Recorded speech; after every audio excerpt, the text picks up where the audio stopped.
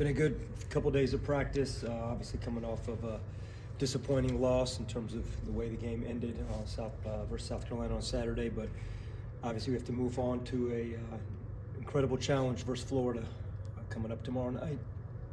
Really good team. Basically a team that is a few possessions away from being 8-1, 2 losses to Baylor and Virginia that, they're right there.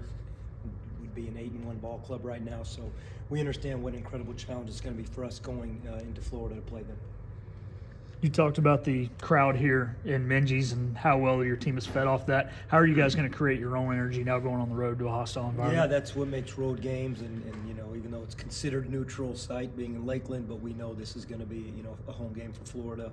I think it's just the excitement to play. I mean, I think any coach would say that, and our guys are fired up to play because they get a chance to play a game coming off of a tough loss. But whether we're at home or we're on the road, but that is what makes going on the road or a neutral site more challenging because we know the environment, and it'll be obviously a pro-Florida crowd.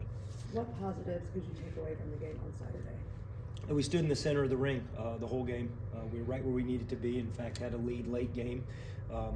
Defensively, I thought we guarded really well, about as well as they've been guarded throughout the year. And again, I've said that, or up to this point, I should say, about South Carolina's offense. I think they're a really good offensive team and defensive team, but I thought we guarded. We just weren't able to execute, critical plays on both ends of the floor, and you give their players, Michi Johnson and BJ Mack, great credit. I mean, they made big shots in the last 4 minutes of the game. But as far as positives, it's just that what we tried to do, we were able to accomplish. We just couldn't close it out in the last 2 minutes of the game. Were you happy with the way your defense played and since from the start to then? I think over the last 3 games, I think our defense is playing the way we want it to play. Looking at the game, whether we're fortunate enough to come out with a victory or not, you're always going to look at it as a coach and say there's areas we have to be better, and we see the breakdowns, and we've addressed those the last few days. But I've said this many times here, like, this isn't baseball. You're not going to pitch a perfect game ever. But as far as the buy-in and what we're trying to do, I thought our guys did a really good job on Saturday. Seems like Florida, they have pretty balanced scoring-wise. How do you expect them to attack you tomorrow night? I mean, they're an elite offensive team. They're averaging over 80 points a game, I think nearly 84 points a game. Their speed, their size, the way they shoot the basketball, their tempo is one of the very top in the country. They start possessions with elite offense in transition, and they finish possessions with one of the top offensive rebounding teams in the country. So I wish I could pick one way that I know they'll attack us. I think this is an elite offensive team that has a number of guys that could put the ball in the basket and do a lot of things, and that's why it'll be a great challenge for our defense. You mentioned their offensive rebounding. I think they're 6th or 7th in the country in that. How have you emphasized in practice this week that? Well, we've been talking about offensive rebounding and teams that are good, all year long. This just happens to be the best one that we faced, and we faced some other good ones. We work on it every day. We probably spend 20 minutes a day minimum straight on defensive rebounding. Like, forget anything else. We put a bubble up on the basket. There is no ball going through the basket, and it gets pretty physical in there. But it is probably the single hardest thing to do in basketball, is to get guys consistently to understand blocking out. Shot goes up, guys track the ball. They want to go where the ball is as opposed to running towards someone and hitting somebody. And you just work on it every day. I think we've gotten better. South Carolina had 7 offensive rebounds in the game the other day. The issue is with great teams like South Carolina and Florida, if you're even fortunate enough to keep them under a certain number, when they do get them, they capitalize on them. And South Carolina really capitalized. Every time they got an offensive rebound, they either scored or they got fouled. And it's going to be a real challenge for us because Florida has really good size.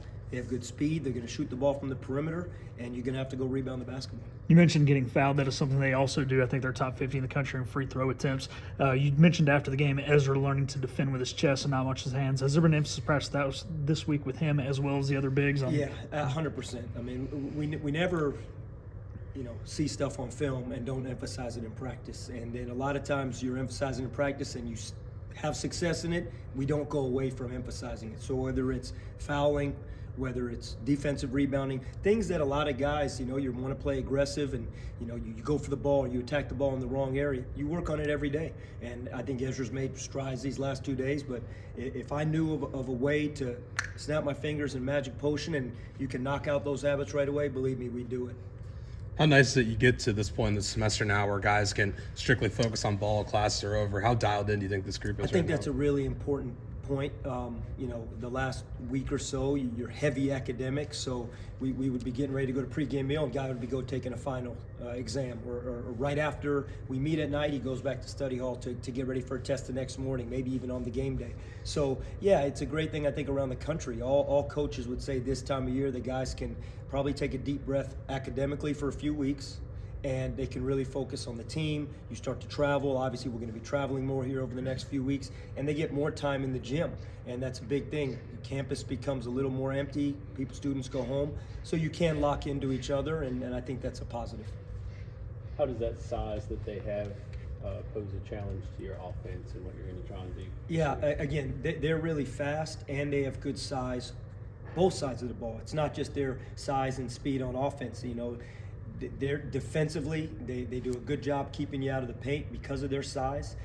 Their bigs are mobile. They can block shots, as we talked about, how well they rebound. So yeah, it's a real challenge for us, in terms of that. And we hope that we need guys to step up. We need our front court to step up. But I've often said this to you guys here: we need our guards to play big. It's something that it helps us if our guards play big, because we're not going to match up with them size-wise on the front line, but you hope that our guards can give our bigs some help in there too. Anything else?